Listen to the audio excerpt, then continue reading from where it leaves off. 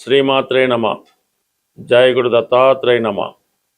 ఈ వీడియోలో మనం కుంభరాశి వారికి ఏప్రిల్ 12 నుంచి 18 మధ్యలో జరగబోయే వార ఫలాలు పరిశీలిద్దాం. కుంభరాశి వారికి ప్రస్తుతం రాశి అందే రాహుగ్రహ సంచారం, అందువలన వాళ్ళ యొక్క ఆలోచనలు అన్నీ కూడా కొద్దిగా డిఫరెంట్గా కనబడుతుంటాయి. అంటే ప్రతి పని షార్ట్ కట్లో చెయ్యాలి అని ఆలోచిస్తూ ఉంటారు. ప్రధానంగా ప్రస్తుతం ఉన్నటువంటి రూల్స్కి వ్యతిరేకంగా నిర్ణయాలు తీసుకోవడం జరుగుతూ ఉంటుంది. ఏదైనా పని సకాలంలో పూర్తి చేయకుండా దాన్ని వాయిదా వేయడం కూడా జరుగుతూ ఉంటుంది. అంటే ప్రధానంగా ఏదో ట్యాక్స్లు కట్టాలి, రిజిస్ట్రేషన్ చేయించాలి, ఇవన్నీ కూడా చేయకుండానే ఈ వాహనాలు అవి వాడటం అది జరుగుతుంటుంది. సో ఏదైనా ఈ కుంభరాశి వారికి అనుకోకుండా సడన్గా ప్రమాదం వచ్చే అవకాశం ఉంది. కాబట్టి ఇటువంటి కార్యకలాపాల్లో ఉన్నవాళ్ళు దాన్ని సరిదిద్దుకోవడం మంచిది. అంటే ట్యాక్స్ తొందరగా కట్టడం, ఇన్సూరెన్స్ చేయించుకోవడం, మెడికల్ ఇన్సూరెన్స్ చేయించుకోవడం, అటువంటి వాటిలో నెగ్లెక్ట్ చేయకుండా ఉంటేనే మంచిది. అంటే సడన్గా వచ్చినప్పుడు అప్పుడు మీ చేతిలో చేయి దాటిపోవడం జరుగుతుంటుంది. కాబట్టి ఈ విషయంలో మాత్రం కంప్లీట్గా ఈ రాశి వారు జాగ్రత్త పడుతూ ఎప్పటి పని అప్పుడే పూర్తి చేసుకోవడం మంచిది. ఇక ప్రధానంగా ధనస్థానంలో 4 గ్రహాలు సంచరించడం జరుగుతుంది. ఇది రవి యొక్క ధనస్థాన స్థితి చాలా వరకు మీకు కుటుంబంలో ఎవరో ఒకరికి ప్రభుత్వ సహకారం కానీ స్కాలర్షిప్ కానీ లభిస్తూ ఉంటుంది. ప్రభుత్వ పథకాలు మీ కుటుంబానికి అనుకూలంగా రావడం జరుగుతుంటుంది. చాలా కమాండింగ్గా మీరు మాట్లాడుతుంటారు. అలాగే ఏదన్నా మీరు ఒక ప్రభుత్వ ఉద్యోగం కోసము ఎండోమెంట్స్ లాంటి నామినేటెడ్ పోస్టులకు కానీ అలాగే రాజకీయ పదవికి కానీ ప్రయత్నం చేస్తుంటే అది ఈ సమయంలో సక్సెస్ అవుతూ ఉంటుంది. అంటే సాధారణంగా మీకు వారసత్వంగా రావాల్సి ఉన్నది ఏదైనా ఉంటే, మీ తండ్రి గారో తాతగారో ఆ ఉద్యోగం చేసి విరమించి ఉన్నా, మీకు ఏదన్నా ఒక వారసత్వంగా ఒక పదవి రావాల్సి ఉన్నా, అది ఈ సమయంలో మీ యొక్క ప్రయత్నం వల్ల ప్రభుత్వ పదవి వచ్చే అవకాశం ఉంది. అది ఇంచుమించుగా ఎక్కువగా ఎండోమెంట్ సంబంధించింది చెప్తూ ఉంటుంది అన్నమాట. అలాగే ఈ సమయంలో ఈ 14వ తారీఖు తర్వాత రవి తృతీయ స్థానంలోకి ఉచ్చస్థితిలోకి వెళ్ళడం వల్ల చాలా వరకు మీ యొక్క వివాహ ప్రయత్నాలు లాంటివి ఏమన్నా ఉంటే ఫలిస్తాయి. అలాగే ఆర్థిక పరంగా, వివాహపరంగా, వ్యాపార పరంగా ఉన్నటువంటి సమస్యలు సరిదిద్దే ప్రయత్నంలో మీరు చక్కగా దాన్ని సాల్వ్ చేసుకోవడం జరుగుతుంది. మీ యొక్క అభివృద్ధికి, మీ ప్రయత్నానికి ఒక ప్రభుత్వ సహకారం కానీ, ప్రభుత్వ అధికారుల సహకారం కానీ, లేదంటే మీ తండ్రి గారు, మీ బంధువుల సహకారం కానీ లభించే అవకాశం ఉంది. బట్ ఏదైనా కొన్ని వ్యక్తిగత సమస్యల్ని పరిష్కరించుకోవడం జరుగుతూ ఉంటుంది. అలాగే శని భగవానుడు కుటుంబ స్థానంలో ఉండడం వల్ల, కుజగ్రహం కూడా అక్కడ చేరడం వల్ల కుటుంబ సభ్యుల మధ్య తీవ్రమైనటువంటి విభేదాలు, అభిప్రాయ భేదాలు కనబడుతుంటాయి. సడన్గా వచ్చే ఆదాయం, సడన్గా వచ్చే నేమ్ అండ్ ఫేము మీ కుటుంబ సభ్యుల్ని కొద్దిగా ఇగో ప్రాబ్లమ్స్తో ఒకరినొకరు లెక్క చేసుకోకపోవడం కూడా జరుగుతూ ఉంటుంది.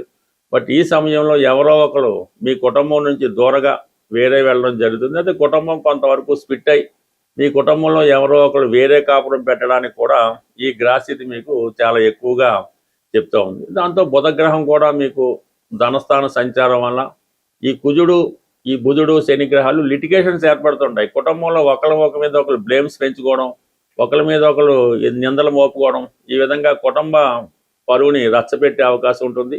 దానివల్ల మీ కుటుంబ ప్రతిష్టకు కూడా ఇబ్బంది కలిగే అవకాశం ఉంది. బట్ ఏదైనా కుటుంబ వ్యవహారాల్లో చాలా చికాకులు ఈ రాశి వారు ఎదుర్కోవాల్సి వస్తుంది. అలాగే రాశి యందు ఉన్నటువంటి రాహు ప్రభావం కుంభరాశి వారు కూడా దాన్ని మరింత ఎక్కువ చేసే ప్రయత్నం చేస్తారు తప్ప దాన్ని ఏమాత్రం తగ్గించే ప్రయత్నం చేయకపోవడం కూడా చాలా వరకు ఇబ్బంది కలుగుతూ ఉంటుంది. బట్ చివరి నిమిషంలో ఎవరో ఒకరు మీ కుటుంబ సమస్యల్ని సాల్వ్ చేయడం జరుగుతుంటుంది. ఎందుకంటే పంచమంలో ఉన్నటువంటి గురువు కుంభరాశిని వీక్షించడం వల్ల అప్పటికప్పుడు మీ పొరపాటు సరిదిద్దుకొని మంచి మార్గంలో వెళ్ళి మళ్ళీ కుటుంబం అంతా కలిసే విధంగా మీ చేసే ప్రయత్నం వారం చివరిలోనో నెల చివరిలోనో నెరవేరే అవకాశం ఉంటుంది. ప్రధానంగా గృహంలో శుభకార్యాలు ఎంత కష్టపడినా వాయిదా పడడం జరుగుతూ ఉంటుంది.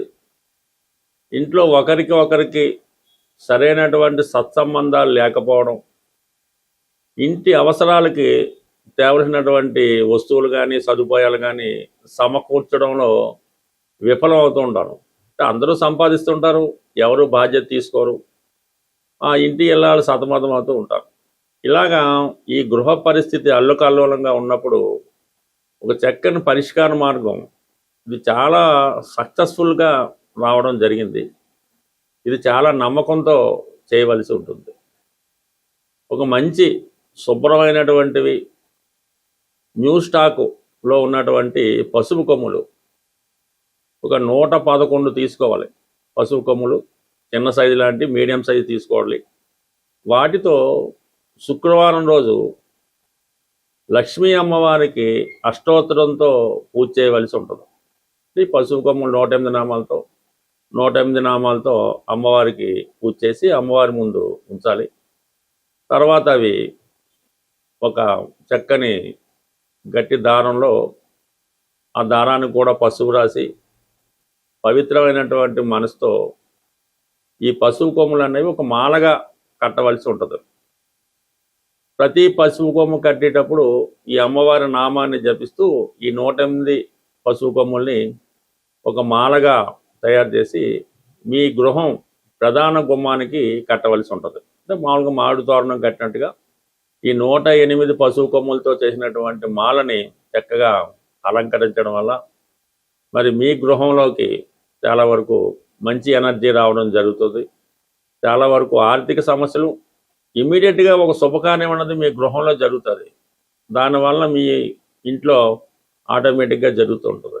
ఈవెన్ చాలా కాలంగా ఈ పెళ్ళిళ్ళు శుభకార్యాలు జరగని కుటుంబాల్లో కనీసం సంవత్సరంకి ఒకసారైనా ఈ సత్యనారాయణ స్వామి వ్రతము వరలక్ష్మి వ్రతం లాంటివి చేసి 10 మందికి పిలిచి ఏదో భోజనాలు పెట్టడం వల్ల ఆ ఇల్లు కలకలాడుతూ ఉంటుంది. బట్ ఈ విధంగా ఈ చిన్నపాటి పరిహారం పాటించండి. ఖచ్చితంగా మీకు ఇంట్లో చక్కని మార్పు రావడం జరుగుతూ ఉంటుంది. ఇక ప్రధానంగా సమస్య వివాహం. ఇప్పుడు అమ్మాయిలకి పెద్దగా వివాహ సమస్య అయితే లేదు. మరి ఈ మ్యారేజ్ సంబంధించినటువంటి మ్యారేజ్ బ్రోకర్స్ అవనివ్వండి, వీళ్ళంతా కూడా అమ్మాయిలకి ఫ్రీ రిజిస్ట్రేషన్ చేసుకుంటున్నారు. అబ్బాయిలు అయితే డబ్బులు కట్టవలసి వస్తుంది. మీ యొక్క అబ్బాయికి కానీ మీరు అబ్బాయిలు అయితే తొందరగా వివాహం జరగడానికి ఒక నమ్మకంతో చేసే పరిహారం. అంటే ఏదన్నా ఒక వారమో ఒకసారో చేస్తే సరిపోదు. ఎవరికి వారే స్వయంగా చేయించవలసినటువంటి పరిహారం ఇది. ప్రధానంగా అబ్బాయిలు మంగళవారం రోజు ఆంజనేయ స్వామి వారి ఆలయంలో సాయంకాలం పూట జిలేబీ పంచిపెట్టవలసి ఉంటుంది అక్కడ ఉన్నటువంటి భక్తులకి. ఈ విధంగా కొన్ని వారాలు పంచిపెట్టడం వల్ల వివాహానికి అనుకూలత ఏర్పడుతూ ఉంటుంది. అలాగే వీరు ఈ స్ఫటికమాల ధరించవలసి ఉంటుంది. మెడలో స్ఫటికమాల ధరించడం వల్ల అబ్బాయిలకి తొందరగా వివాహం కుదురుతుంది. మీకు ఏదైనా చిన్న చిన్న బలహీనతలు ఉంటే వాటి నుంచి బయటపడడం జరుగుతూ ఉంటుంది. ఇక ప్రధానంగా గురువారం రోజు చక్కగా ఏదైనా గోశాలు దర్శించి గోవుకి ప్రదక్షిణలు చేసి శనగలు గోవుకి పెట్టడం వల్ల, అంటే ఏదైనా రెగ్యులర్గా కొన్ని వారాలు చేస్తుంటే ఖచ్చితంగా మీరు అనుకున్న కోరిక నెరవేరే అవకాశం ఉంటుంది. ఇవన్నీ కూడా చాలా కాలంగా పాత పరిహారాలు మళ్ళీ మర్చిపోయి ఇప్పుడిప్పుడే మళ్ళీ కొత్తగా అమల్లోకి రావడం జరుగుతుంటుంది. బట్ ఏదైనా అన్ని సమస్యలకి పరిష్కారం రెగ్యులర్గా మీరు హనుమాన్ చాలీసా పారాయణ చేయడం కానీ, సుందరకాండ పారాయణ చేయడం కానీ, రామాయణం ఈవెన్ టీవీలో కూడా ప్రతిరోజు రామాయణం వినడం వల్ల ప్రధానంగా నిరుద్యోగ సమస్య పరిష్కారం అవుతుంది. పిల్లల యొక్క అభివృద్ధి, వారి యొక్క సక్సెస్ మీరు చాలా వరకు చూడడం జరుగుతుంటుంది. ఏదైనా దైవాన్ని మించినటువంటిది అంటే ఇటువంటి రాముడు, సూర్యుడు ఇవన్నీ మనకి తొందరగా అనుగ్రహాన్ని ఇచ్చే దేవతలు. స్వస్తి.